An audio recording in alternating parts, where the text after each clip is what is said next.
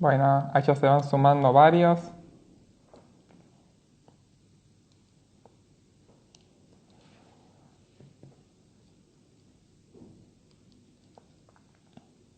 Ahora en unos segundos empezamos con la entrevista de hoy.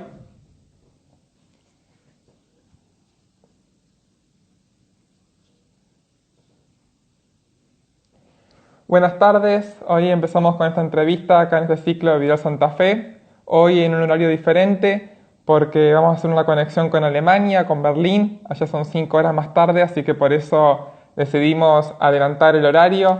Hoy tenemos el placer de poder escuchar a Darío Lo Pérfido, quien fue director artístico del Teatro Colón, secretario de Cultura y Medios de la Nación y secretario y ministro de Cultura de la Ciudad de Buenos Aires. Sin duda, un gran exponente de la cultura argentina, por lo que vamos a estar hablando de la actualidad política de nuestro país, pero también aprovechando que él está en Berlín, queremos escuchar cómo se está realizando la cuarentena y las medidas preventivas contra el COVID-19 en Alemania y por supuesto compararlas con lo que se está realizando en la Argentina actualmente. Voy a ver si ya se sumó Darío para poder sumarlo. Ahí está. Al vivo Darío López. Hola, Buenas tardes. ¿qué Buenas tal? tardes, ¿cómo va? Muy bien, ¿cómo estás? Un placer, gracias por comunicarte. Muchas gracias a vos por aceptar la invitación a la entrevista. Bueno, primero, ¿qué estás haciendo en Alemania? ¿Cómo estás viviendo la cuarentena allá? Mira, la historia de por qué estoy justamente en este momento en Alemania tuvo que ver un poco también con lo de la enfermedad, porque yo tenía que estar en Argentina, pero nosotros estamos mucho acá porque mi mujer está haciendo un máster. Tenemos un bebé que nació aquí Ujú. en Berlín y, y yo estábamos en el mes de febrero en España, que yo estaba trabajando en la programación del año de una cátedra de literatura iberoamericana, que es la cátedra de Mario Vargas Llosa. Cuando vimos que la cosa se ponía, y teníamos que viajar a Buenos Aires a fines de marzo. Cuando vimos que la cosa se ponía tan complicada, nos daba miedo también viajar con el bebé, entonces decidimos cancelar el viaje y nos fuimos de Madrid y nos vinimos aquí a Berlín, que es eh, donde tenemos la casa, donde vivimos aquí, y que además era mucho mejor para pasar la cuarentena, porque en Madrid estaba muy mal y en Berlín la verdad que la cosa se vivió con muchísima tranquilidad y no hubo, por supuesto cerraron todos los negocios, no hubo clases, hubo todas esas restricciones, por supuesto existieron, pero no hubo un cierre total, no hubo una cuarentena total nunca. Se podía salir a la Esto se calle, se podía. diferencia, esto se diferencia de lo que está pasando en Argentina. Sí, ya se empieza a decir como un nombre, ¿no? Que es lo de Argentina y lo de algunos otros países es el modelo chino, porque que es de la cerrazón total. Eh, eh, Alemania hizo más o menos lo mismo que Suecia, que Nueva Zelanda, varios países por un lado te recomendaba lo que se llama aquí distanciamiento social. Tenés que estar siempre a 1,5 metros de otra persona si no es de tu grupo familiar. Eh, por otro lado, recomendar y obligar al uso de barbijos para las personas que te atienden en los negocios. Eh, pero aún en el peor momento se podía salir a la calle, se podía ir a los parques. De hecho, el gobierno recomendaba que estaba bien hacer gimnasia, ir a correr, por ejemplo, que lo recomendaba como una cosa buena. Eh, y la verdad que a partir de la semana pasada dijeron que, bueno, que Alemania daba casi por terminado el episodio del COVID-19, del coronavirus, y se ampliaron todavía más cosas. Se autorizó a que se abran los negocios que tienen hasta 800 metros cuadrados. Se puede salir, en este momento puedes ir a un café o eso, no todavía quedándose sentado, pero sí puedes pedir tu café y tomar ciudad con mucha vida, está completamente abierto, digamos, hay tráfico, incluso un poquito de tránsito en la Mm. calle, está todo bastante... Las clases empiezan el 5 de mayo, anunciaron Ah, eso ya tienen también. fecha. Sí, porque aquí se había juntado el coronavirus con las vacaciones, porque el sistema alemán es distinto, hay varios periodos de vacaciones en el año cortitos. Y, Ah, justo en este momento había tocado lo que ellos llaman las vacaciones de Pascua, de Semana Santa. Así que por un lado estaban las restricciones del coronavirus, pero por el otro lado también tocó justo un periodo de vacaciones. La semana pasada anunció el gobierno que el 5 de mayo empiezan las clases normalmente, y lo único que quedó como cerrado y que quedó para un poquitito más adelante, porque también aquí eso es una cosa que tiene a favor Europa en este momento. Viene el verano, ¿no? Julio y agosto ujú. son los momentos fuertes del verano. Entonces, todos los espectáculos públicos, todo lo que implique concentraciones de público muy grande, eso sí quedó para agosto. No está, no empieza todavía. Otra diferencia también de lo que está realizando Alemania con Argentina es la cantidad de testeos que está realizando Alemania. Bueno, yo creo que ese es el tema clave, ¿no? El tema determinante, porque la cantidad de gente testeada que hay en Alemania es muy grande.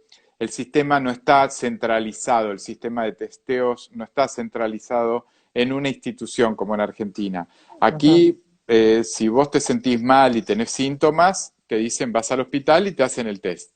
Pero si no tenés síntomas, si no te sentís mal, podés ir a cualquier laboratorio y hacértelo igual. Entonces, como esos datos después se cruzan, hay una cantidad impresionante de gente que está testeada. Y eso les sirvió muchísimo a la hora de atacar la epidemia.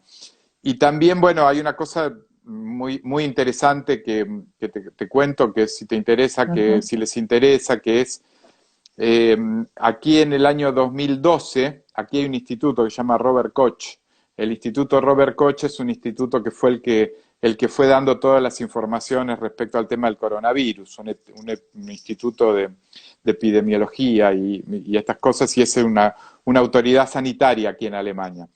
En el año 2012, el Instituto Robert Koch había hecho un simulacro de un virus, de qué pasaba si atacaba un virus, que se transmitiera de la manera que se transmite el coronavirus, y que tuviera determinados síntomas, unos síntomas muy similares a los del coronavirus, afecciones respiratorias. En el 2012 se hizo ese estudio y se calcularon los ratios de contagio, cuáles eran las maneras de atenuar esa cantidad de contactos y todo eso, y se le entregó al gobierno en el año 2012. O sea que cuando empezó la epidemia real, eh, Alemania tenía un estudio muy desarrollado a partir de un simulacro que se había hecho de un virus imaginario, pero muy parecido a este.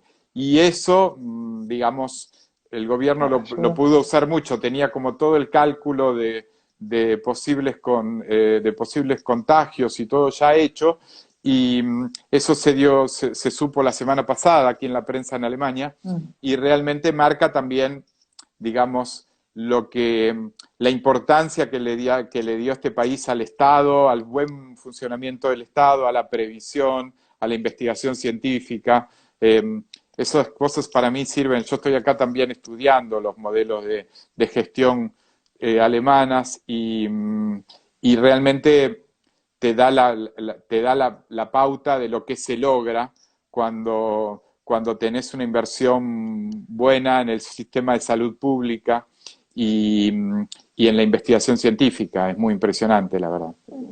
Totalmente. Creo que ahí también uno se da cuenta cuando hay un Estado en función de las personas y no de la política.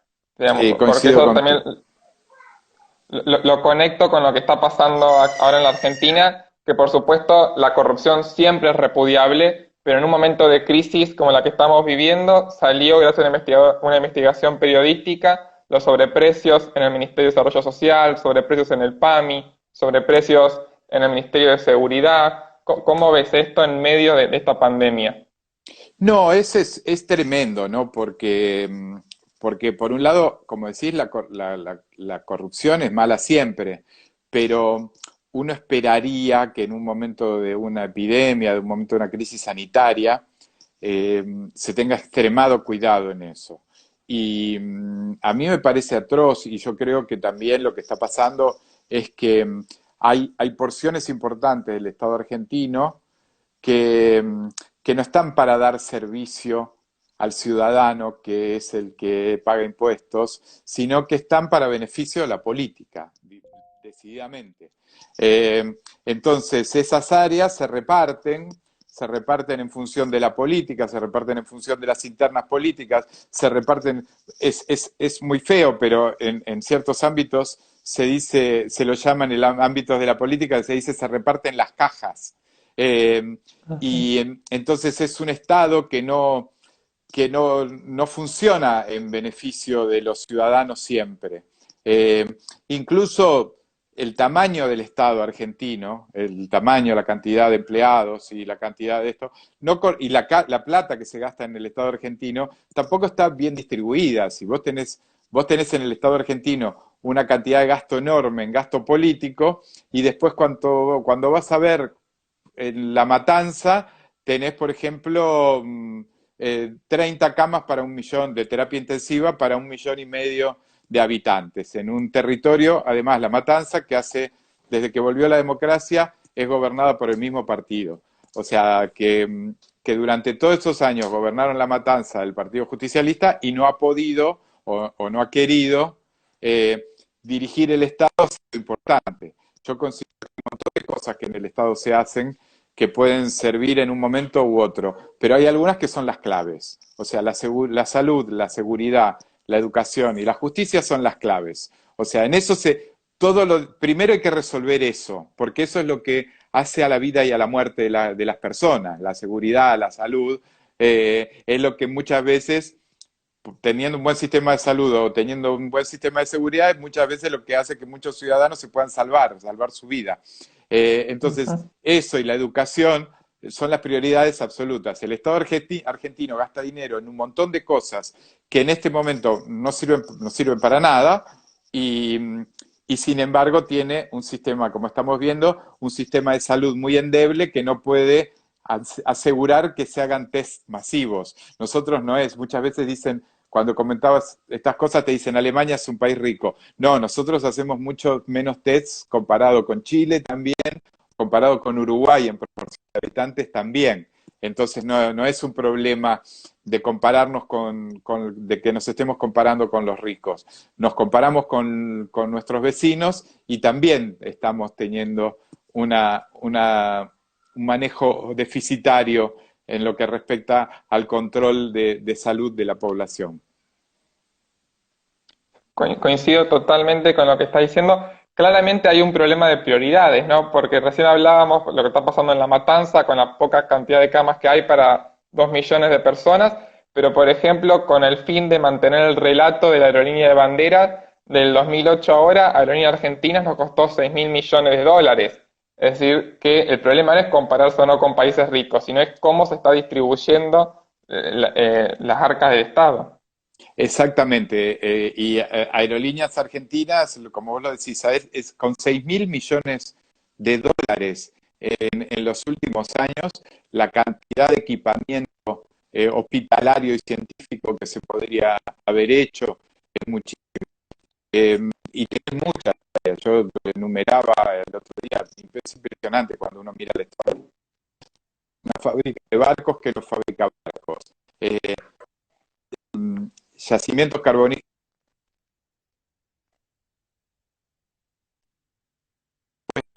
le cuesta al Estado argentino, le cuesta a todos los argentinos 1.500 millones de pesos por año. Si empezás a sumar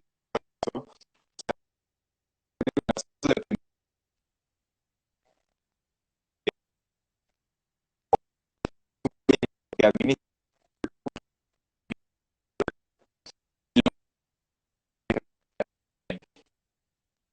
por tener un sistema de...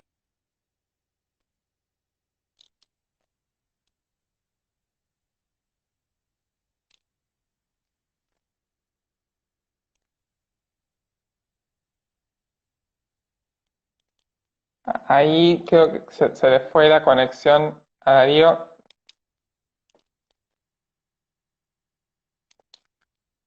Y ahí estamos viendo si se puede reconectar la conexión con...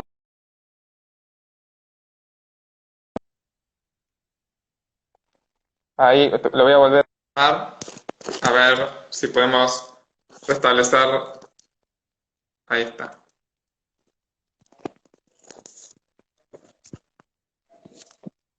Bueno, estábamos hablando con Darío Lo Pérfido. Ahí voy a intentar poder volverlo a invitar a la charla.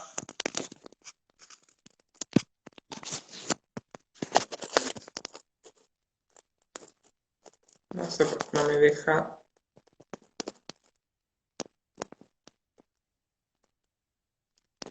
Bueno, ahí se está cargando.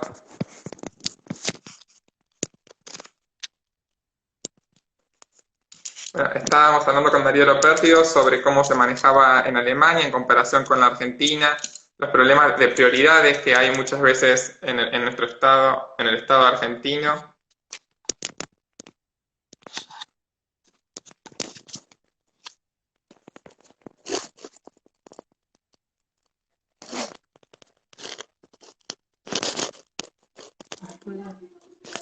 Ahí está.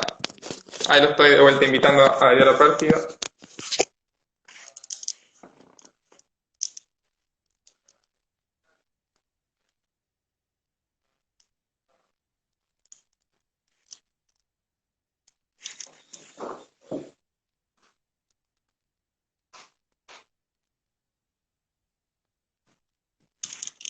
Ahí se está conectando.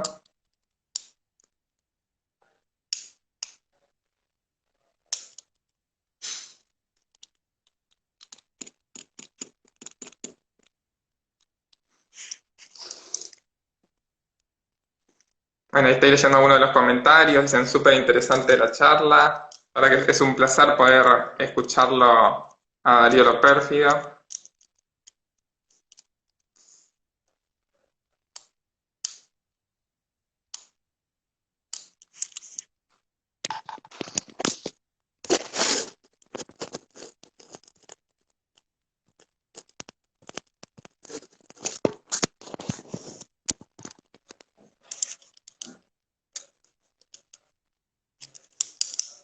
Seguramente debe tener algún problema con la conexión a internet.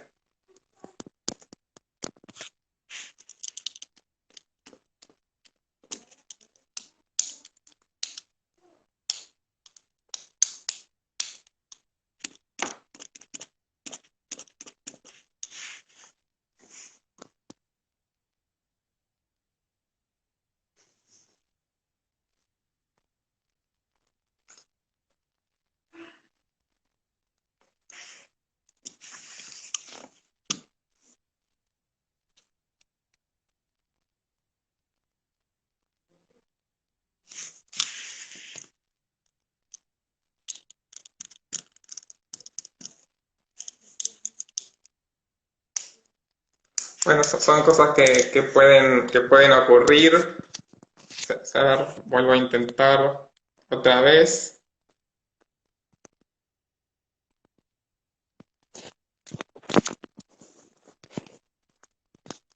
¿Volvemos? Ahí está. Ah, qué Ahí bueno, volvimos. qué ¿Cómo bueno. va? Bien, bien, Ahora, bien. Habían mandado como 3 o 4 pedidos de invitación, pero no sé qué pasaba, que no, cuando empezaba a sí, cargar no se conectaba.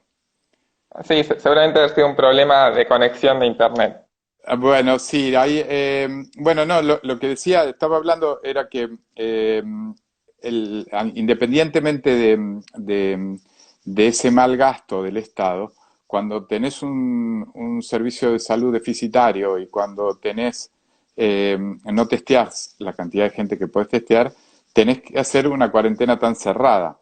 al hacer una cuarentena tan cerrada, el daño que se le hace a la economía es muchísimo mayor, porque no podés permitir casi que ninguna actividad se desarrolle. Eh, Cuando los países que pudieron hacer una cuarentena más o menos con restricciones, pero con algunas actividades, no ahogó tanto la economía. A mí lo que me preocupa en este momento de Argentina es el tema por supuesto, de la epidemia, pero muchísimo me preocupa el tema de los puestos de trabajo, de la gente, de los autónomos que están, porque en las empresas, en algunas se está tratan de seguir pagando los sueldos, en algunas tienen algún apoyo del Estado, pero los autónomos, los que todos los días salían con su taxi o a trabajar a su restaurante o a un Ujú. bar o cualquier actividad autónoma, cualquiera, no está ingresando dinero en las casas. Más allá de los problemas macroeconómicos grandísimos que tiene Argentina con la deuda y con el déficit fiscal y con todas unas cosas, lo que es un problema enorme es el dinero cotidiano que se empieza a caer, a terminar. O sea, hay gente que está viviendo de sus ahorros y los ahorros, cuando uno no le ingresa dinero, esos ahorros se van gastando. Y eso es una pérdida de riqueza muy grande y a mí me preocupa mucho eso. Me preocupa muchísimo la gente que no puede trabajar y que igual tiene que pagar el alquiler, tiene que pagar las expensas, tiene que pagar los impuestos, tiene que pagar muchos tienen que pagar su obra social, eh, su prepaga, porque tiene que pagar un montón de cosas y no ingresa dinero. El daño a la economía es muy impresionante y esas son las consecuencias de tener un Estado que no planifica gasta como si estuviera siempre, si no fueran a pasar desgracias. Y en la historia de la humanidad hay desgracias. O sea, hay epidemias, hay terremotos, hay inundaciones, hay un montón de cosas donde el Estado argentino muestra que no reacciona. Yo me digo, ahora estamos todos súper preocupados por este asunto, pero acordémonos de hace años en la época de Scioli en la provincia de Buenos Aires, las inundaciones en La Plata. O sea, cuánta gente perdió casa, perdió la vida, perdió las enfermedades que eso acarrea. O sea, es un Estado que cuando pasa algo está indefenso porque está mal administrado. Totalmente, hay una falta de prevención del Estado argentino, pero también vemos en el Estado argentino una estructura mafiosa muy grande. Hace una semana atrás, el presidente Alberto Fernández dijo en un acto público, elogiando a Hugo Moyano, que era un dirigente ejemplar, que los argentinos deberíamos ser como Hugo Moyano en el medio de esta pandemia. Sí, qué tremendo, ¿no? Porque es muy insultante hacia los ciudadanos ejemplares, que son los que trabajan, que todos los días se levantan, que mantienen a su familia, que pagan impuestos y no se quejan, o sea, con lo que cuesta, ¿no? Hoy trabajar, mantener a la familia, educar a los hijos y hacerlo bien. Esos son los ciudadanos ejemplares que de pronto tienen que ver que el lugar de ciudadano ejemplar para el presidente Lo tiene lo Moyano. ocupa Hugo Moyano, que no tiene nada de ejemplar. Hugo Moyano no tiene ni una sola cosa de ejemplar. Hugo Moyano ha hecho de su vida la extorsión, o sea, su gremio es grande porque ha extorsionado gente con el aval del kirchnerismo en los 12 años de gobierno del kirchnerismo, le sacaron eh, afiliados a otros gremios, o sea, Hugo Moyano tiene problemas de corrupción vinculados al Club Independiente, tiene un montón de denuncias penales, o sea, no es una persona que uno tenga que considerar que el presidente de la nación justamente le diga a los chicos o le diga a todo el país que el ejemplo, porque si es ejemplar quiere decir que hay que tomar el ejemplo. O sea, quiere decir que el ejemplar viene de ejemplo, quiere decir que le está diciendo a la gente que el ejemplo que tiene que tener es el de Moyano, un tipo que es millonario, que toda su familia está involucrada en cosas del sindicato, que lo hicieron a la fuerza, que patotearon gente. O sea, si esa es la idea de ejemplaridad en la Argentina, la crisis es entonces profundísima. Si esa es la idea para el presidente, es que estamos muy mal, muy mal. Claramente, habla también de una crisis de valores de la dirigencia argentina. Y también en esa línea, algo que fue muy polémico esta semana en Argentina fue la incorporación de médicos provenientes de la dictadura de Cuba, de médicos cubanos. ¿Cómo ves también todo ese manejo de 200 médicos que vendían a la provincia de Buenos Aires? Sí, mira, lo de los médicos cubanos en realidad se conoce hace mucho tiempo. Eh, Incluso ha habido denuncias internacionales. Hay un artículo muy interesante que salió hace poco en la BBC, que está en la BBC, si lo buscan está escrito, está en la parte de BBC en español también. Primero, eso es ese dinero va a Cuba. Ese dinero que va a gastar el Estado argentino va a a la dictadura cubana. O sea, el gobierno cubano le paga una partecita a los médicos, que algunos no son médicos, además, que van a cumplir esa función. Ellos, que son un Estado que tiene cosas con las que ingresan dinero, es un Estado que ingresaba dinero por turismo, ahora por el coronavirus no, ingresaba dinero por dos o tres cosas. Una es esto, la exportación de médicos, y que hubo escándalos en un par de lugares. En Brasil se denunciaron y cuando asumió el gobierno lo quitaron. Hay algunos médicos de ese programa que han hablado y que han explicado cómo en realidad su labor en Venezuela lo que hacían era sacar información de los pacientes para pasársela al gobierno venezolano, porque la dictadura cubana y la dictadura venezolana están asociadas. O sea, es de lo peor, y la verdad que, o sea, es un desprecio enorme a los profesionales argentinos que se están esforzando mucho para tratar de, enfrentar esta enfermedad, a veces en condiciones muy malas, y el Estado argentino va a gastar dinero en eso, porque es mentira, no es una colaboración. Argentina le paga a Cuba, que Cuba sobrevive, la dictadura cubana sobrevive con mandar estos médicos a los países que tienen régimen amigo. Fíjate que lo mandaban a Venezuela, que lo mandaban a Cuba, a Brasil con Lula, y que ahora aquí lo mandan con el gobierno kirchnerista, porque antes no venían. Y la verdad es una... Si uno busca en la prensa internacional, hay cantidad de informaciones. No se puede decir que no se sepa esto.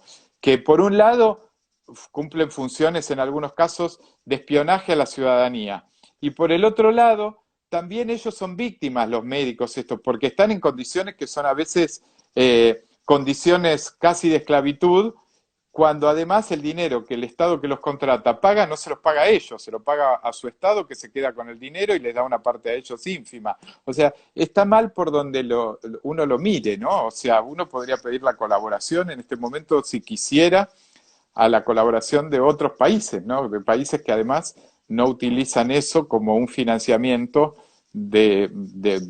para el funcionamiento de una dictadura como es Cuba.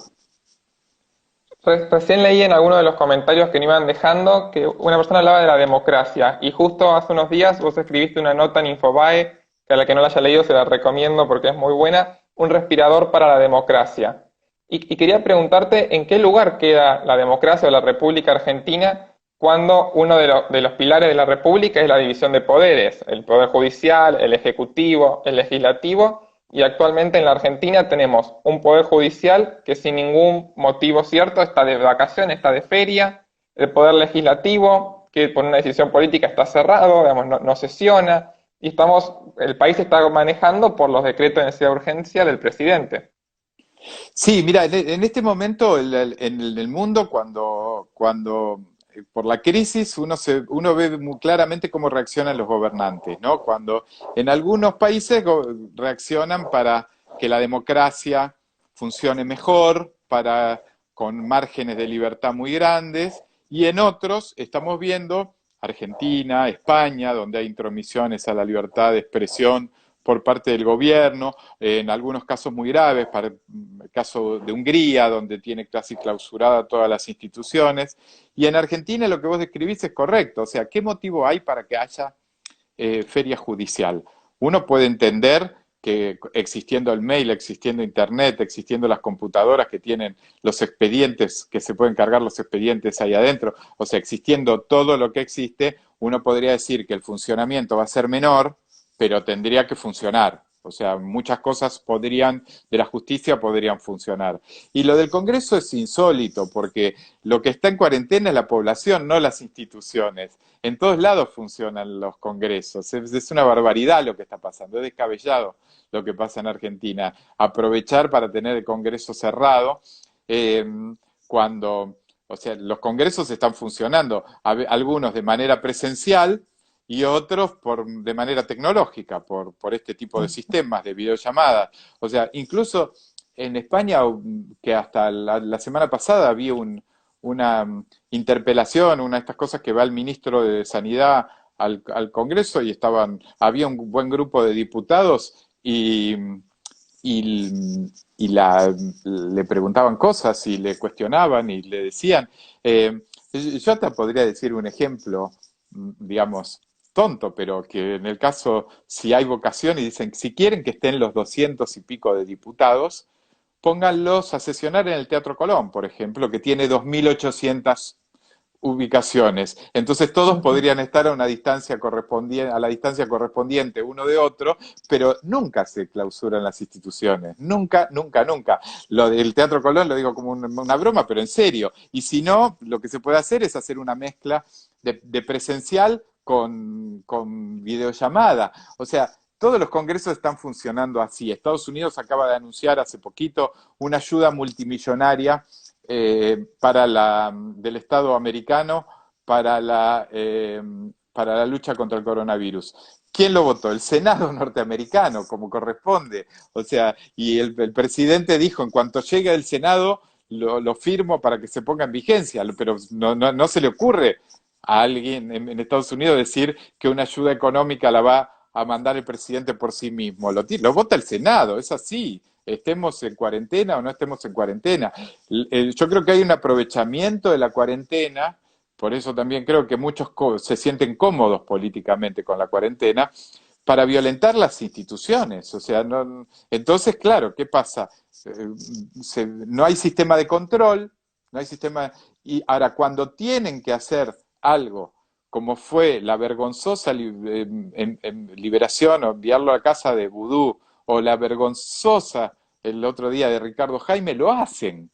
O sea, no pueden hacer que funcione el Congreso, pero liberar a personas que están detenidas por casos gravísimos de corrupción, en el caso de Ricardo Jaime mucho más grave, porque además estaba la causa de los muertos de Once, cuando fue el accidente de Once.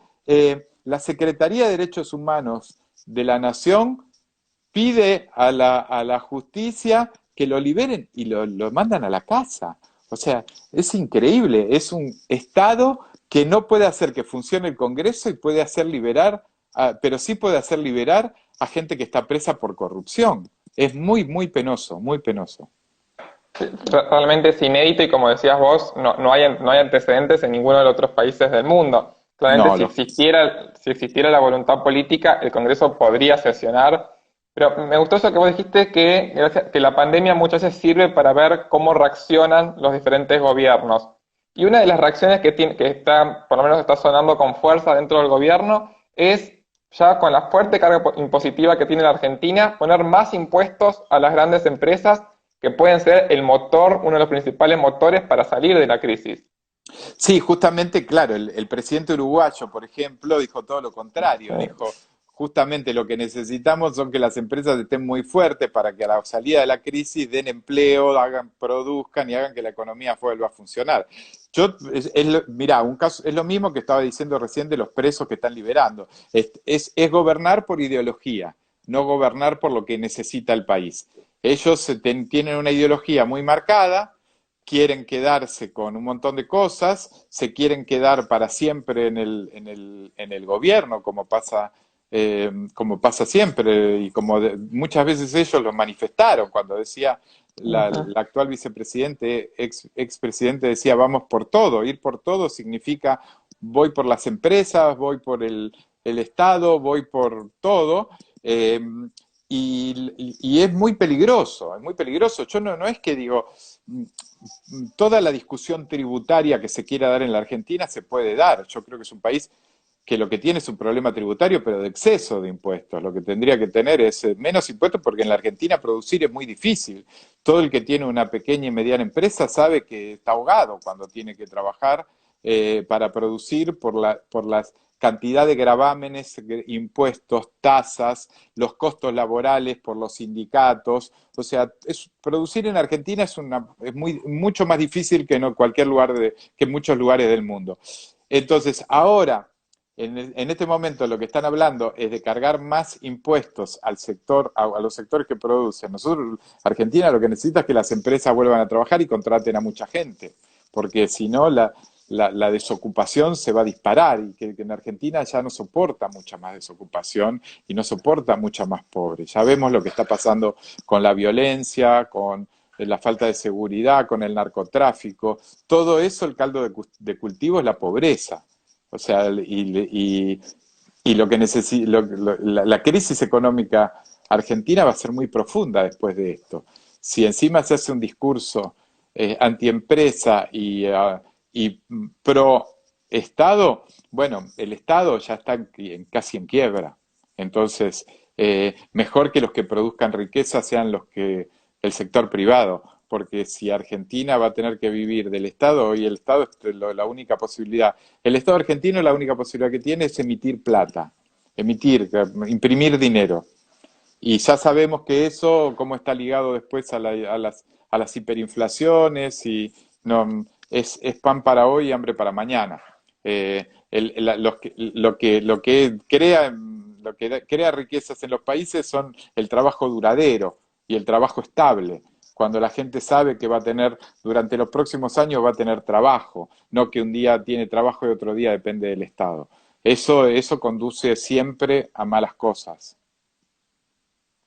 Muchas veces las grandes crisis sirven para generar cambios. O sea, y vimos, por ejemplo, en estos días los cacerolazos, digamos, hay una parte de la sociedad argentina que está marcando su rechazo a muchas de las cuestiones que se están realizando. ¿Vos cómo ves que va a terminar Argentina después de esta crisis? ¿Se puede llegar a generar un cambio de conciencia? Yo creo que hay un sector de la población que sí, que muy fuertemente eh, está, se está pronunciando, que no está queriendo que más atropellos, o sea, le tengo miedo a esta gente manejando el Estado sin ningún control, ¿no? Porque llevándose por delante todo.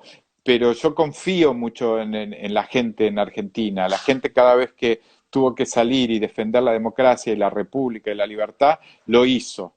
Y creo que yo llamo a eso siempre, ¿no?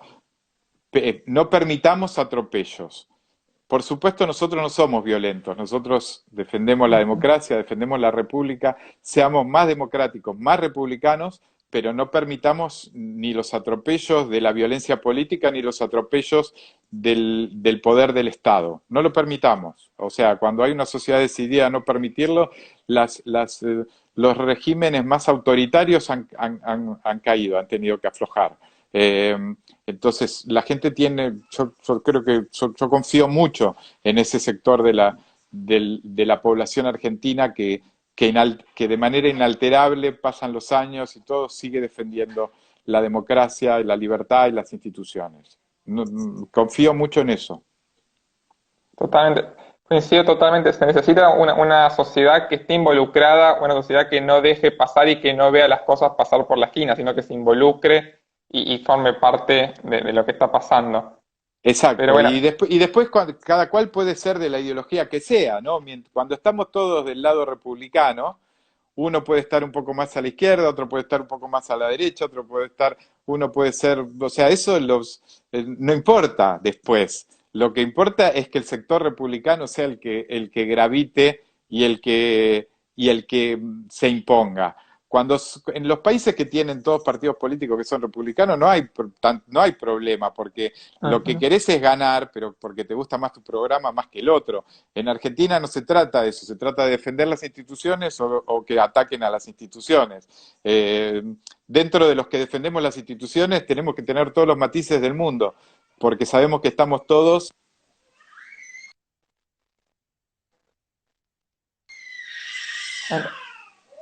Ahí se cortó el final, no sé si querés repetir lo último Ah, que no, no, dijiste. decía que Ah, justamente el sector, los que estamos del lado del sector republicano, tenemos un objetivo final importantísimo, que es defender la República. Entre todos podemos tener diferencias, pero estamos siempre del mismo lado.